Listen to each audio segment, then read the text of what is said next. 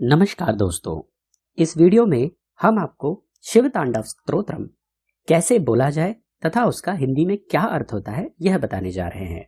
तो हमारे साथ वीडियो में बने रहिएगा। जटा टवी गलज जल प्रवाह पावि तस्थले गलेव लंब्य लंबिताम भुजंग तुंग मालिकाम डमट डमट डमट डमन।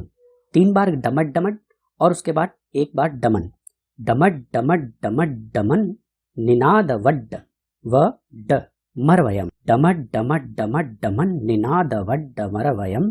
चकार चंद्र तांडवम तनोतु नः शिव शिवम। अर्थात जिन्होंने जटा रूपी अटीव यानी वन से निकलती हुई गंगा जी के गिरते हुए प्रवाह से पवित्र किए गए गले में सांपों की लटकी हुई विशाल माला को धारण कर रखा है। डमरू के डम डम डम शब्द से मंडित प्रचंड तांडव नृत्य किया वे शिव जी हमारे कल्याण का विस्तार करें। अगला श्लोक है जटा कटाह संभ्रमं भ्रमन निलिम्प निर्झरी विलोल वीच वल्लरी विराजमान मूर्धनि धगज धगज धगज ज्वलल ललाट पट्ट पावके किशोर चंद्र शेखरे रति प्रति क्षणम मम। इसको ऐसे बोलेंगे जटा कटाह संभ्रमं भ्रमन निलीप निर्झरी विलोल वीचि वल्लरी विराजमान मूर्धनि धगज धगज धगज ज्वलल ललाट पट्ट पावके किशोर चंद्र शेखरे रति प्रतिक्षणम मम। अर्थात जिसका मस्तिष्क जटा रूपी कड़ाह में वेग से घूमती हुई गंगा की चंचल तरंगों से सुशोभित हो रहा है। ललाट की अग्नि धक धक जल रही है। सिर पर चंद्रमा विराजमान है। उन भगवान शिव में मेरा निरंतर अनुराग हो। तीसरा श्लोक धरा धरेन्द्र नंदिनी विलास बंधु बंधुर स्फुरद दिगंत संतति प्रमोद मान मानसे कृपा कटाक्ष धोरणी निरुद्ध दुर्धरापदी क्वचित दिगंबरे मनो विनोद मेतु वस्तुनि। आप इसको सुर में गा सकते हैं, जैसे धराधरेन्द्र नंदनी विलास बंधु बंधुर स्फुरत दिगंत संतति प्रमोद मान मानसे कृपा कटाक्ष धोरणी निरुद्ध दुर्धरापदी क्वचित दिगंबरे मनो विनोद मेतु वस्तुति।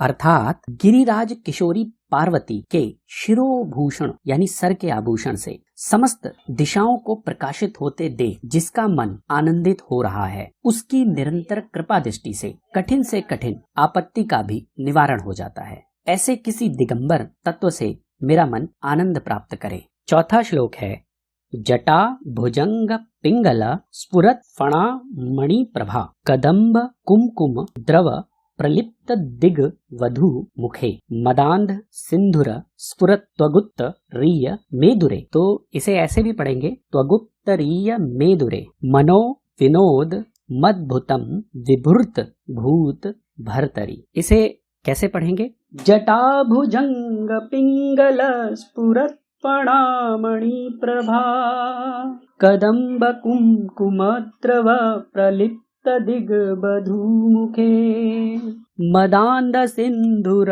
स्फुरत्व गुप्तरीय मेदुरे मनो विनोद मद्भुतम विभूत भूत भर्तरी।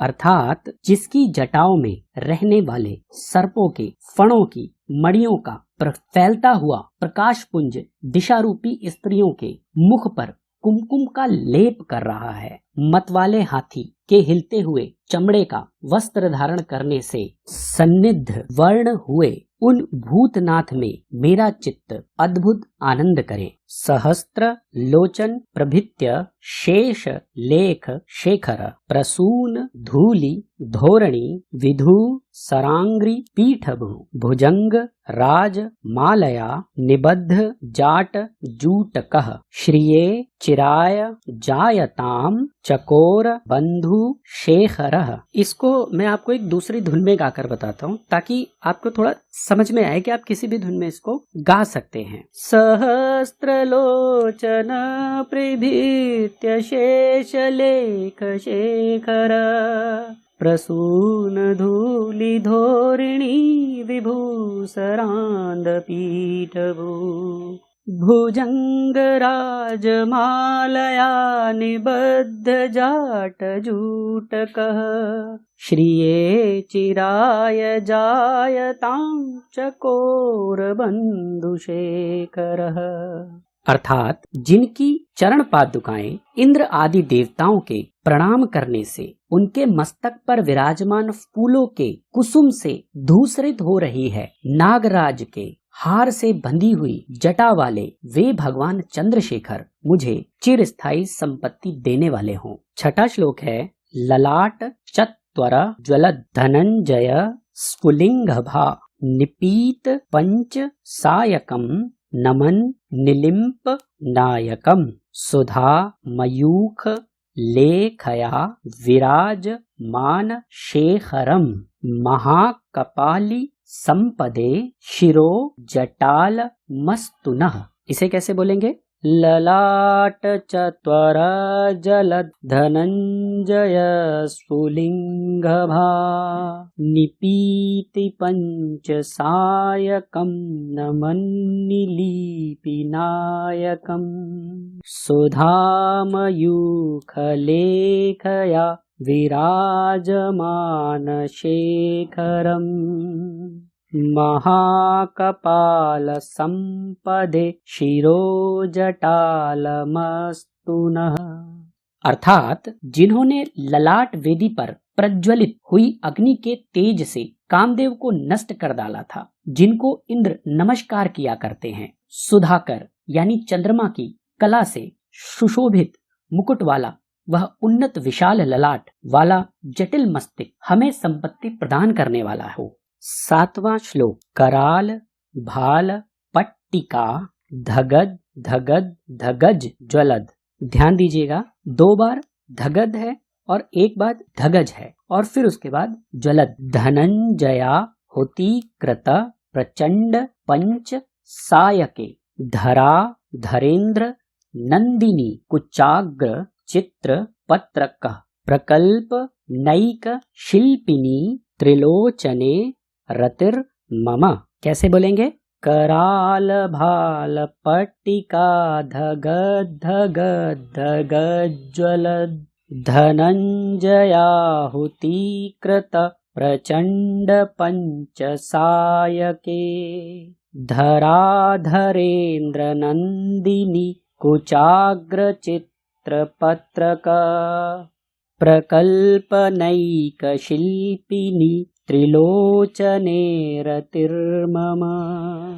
अर्थात जिन्होंने अपने विकराल ललाट पर धक धक जलती हुई प्रचंड अग्नि में कामदेव को भस्म कर दिया था, गिरिराज किशोरी के स्तनों पर पत्रभंग रचना करने के एकमात्र कारीगर उन भगवान त्रिलोचन में मेरा मन लगा रहे।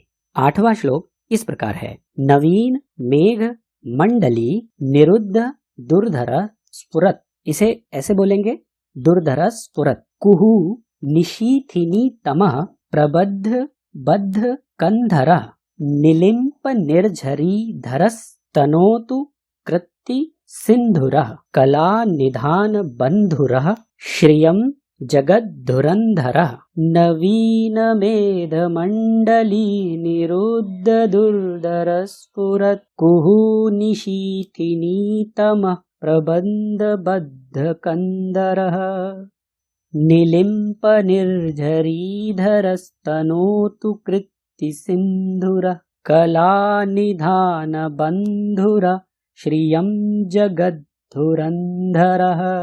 अर्थात जिनके कंठ में नवीन मेघमाला से घिरी हुई अमावस्या की आधी रात के समय फैलते हुए अंधकार के समान कालिमा अंकित है, जो गज चर्म लपेटे हुए हैं, वे संसार भार को धारण करने वाले चंद्रमा के समान मनोहर कांति वाले भगवान गंगाधर मेरी संपत्ति का विस्तार करें। 9वां श्लोक ऐसे है प्रफुल्ल नील पंकज प्रपंच कालिम प्रभा वलंबी कंठ कंदली रुचि प्रबद्ध कंधरम स्वरच्छिदम पुरच्छिदम भवच्छिदम मखच्छिदम गजच्छिदांध कच्छिदम तमंत कच्छिदम भजे। कैसे बोलेंगे इस श्लोक को? प्रफुल्ल नील पंकज प्रपंच कालिम प्रभा वलंबिकंठ कंदली रुचि प्रबद्ध कंधरम स्मरच्छिदम पुरच्छिदम भवच्छिदम मुखच्छिदम गजच्छिदांध कच्छिदम तमंत कच्छिदम भजे।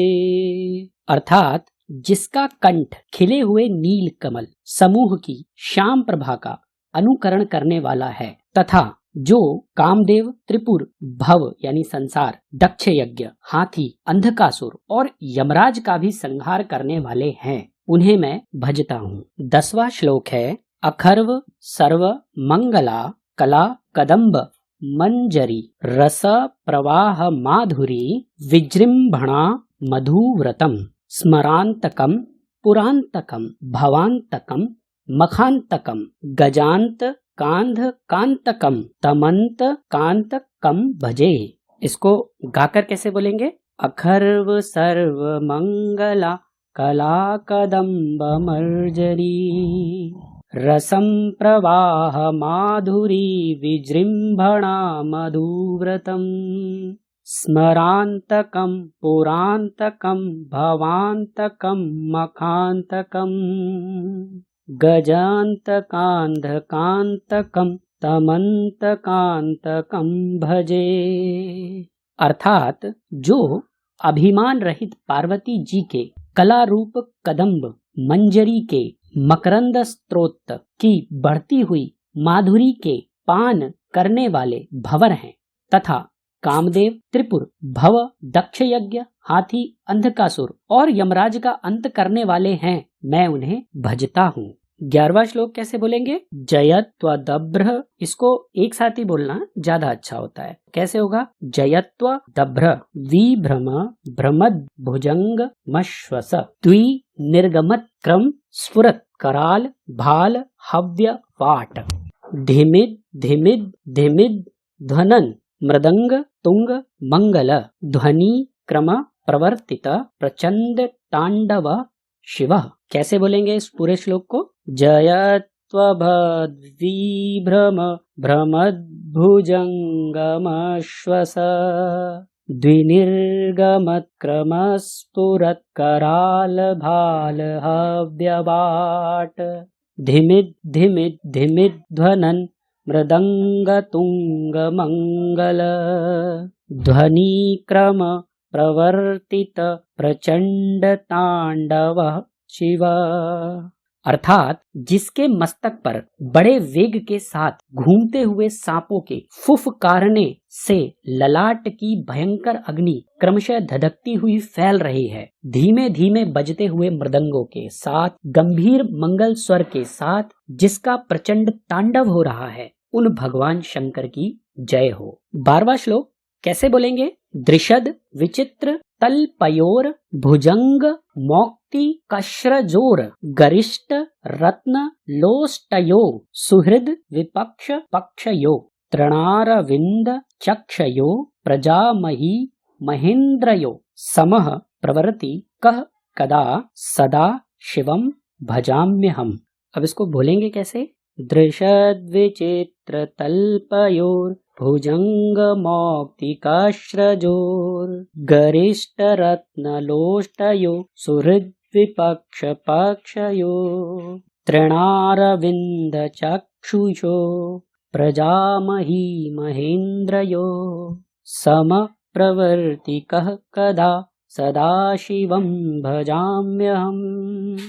अर्थात पत्थर और सुंदर बिछौने में, सांप और मोतियों की माला में, बहुमूल्य रत्न और मिट्टी के डेलों में, मित्र या शत्रु पक्ष में, तिनका या कमल के समान नयनों वाली युवती में, प्रजा और पृथ्वी के राजाओं में समान भाव रखता हुआ मैं कब सदाशिव को भजूंगा। 13वां श्लोक कदा निलिम्प निर्झरी निकुंज कोट रे वसन विमुक्त दुर्मति सदा शिरः स्थ मंज ली वहम विलोल लोल लोचनो ललाम भाल लग्नकः शिवेति मंत्र मुच्चरन कदा सुखी भवाम्यहम। अब इसको कैसे बोलेंगे? कदा निलंप निर्झरी निकुंज कोटरे वसन विमुक्त दुर्मति सदा शिरस्थ मंजलीं वहम विलोल लोच लोचनो ललाम भाल लग्नकः शिवेति मंत्र मुच्चरन कदा सुखी भवाम्यहम। अर्थात सुंदर ललाट वाले भगवान चंद्रशेखर में मन को एकाग्र करके अपने कुविचार को त्याग कर गंगा जी के तटवर्ती वन के भीतर रहता हुआ सिर पर हाथ जोड़कर डबडबाई हुई आंखों से शिव मंत्र का उच्चारण करता हुआ मैं कब सुखी होऊंगा। 14वां श्लोक कैसे बोलेंगे? इमं ही नित्यमेव मुक्त मुत्त मोत्वम स्तवम पठन स्मरन ब्रुवन नरो विशुद्धि मेति संततम हरे गुरौ सुभक्ति माशु याति नान्यथा गतिम विमोहनम हि देहिनाम सुशंकरस्य चिंतनम। इसे गाकर कैसे बोलेंगे? इमं हि नित्यमेव मुक्त मुक्त मोत्तमस्तवम पठन स्वरन ब्रुवन नरो विशुद्धिमेति संततम हरे गुरो सुभक्तिमाशु याति नान्यथा गतिम विमोहनम हि देहिनां सुशंकरस्य चिंतनम। अर्थात जो मनुष्य इस उत्तमोत्तम स्तोत्र का नित्य पाठ करता है, स्मरण और वर्णन करता है, वह सदा शुद्ध रहता है और शीघ्र ही भगवान शंकर की भक्ति प्राप्त कर लेता है। वह विरुद्ध गति को प्राप्त नहीं करता, क्योंकि शिव जी का ध्यान चिंतन मोह का नाश करने वाला है। 15वां और अंतिमवां श्लोक। पूजा वसान समये दश वक्त्र गीतम यह शंभु पूजन परम पठति प्रदोषे तस्य स्थिरान रथ गजेंद्र तुरंग युक्ताम लक्ष्मी सदैव सुमुखिम प्रददाति शंभु। इसे कैसे बोलेंगे? इसे अलग धुन में बोला जाता है, क्योंकि ये इस पूरे श्लोक का महात्म्य है। पूजावसान समये दशवक्त्र गीतम यह शंभु पूजन परम पठति प्रदोषे तस्य स्थिरां रथ गजेंद्र तुरंग युक्तां लक्ष्मी सदैव सुमुखिम प्रददाति शंभु। अर्थात सायंकाल में पूजा समाप्त होने पर जो रावण के गाए हुए इस शिव तांडव स्तोत्र का पाठ करता है, भगवान शंकर उस मनुष्य को रथ, हाथी, घोड़े से युक्त सदा स्थिर रहने वाली संपत्ति प्रदान करते हैं।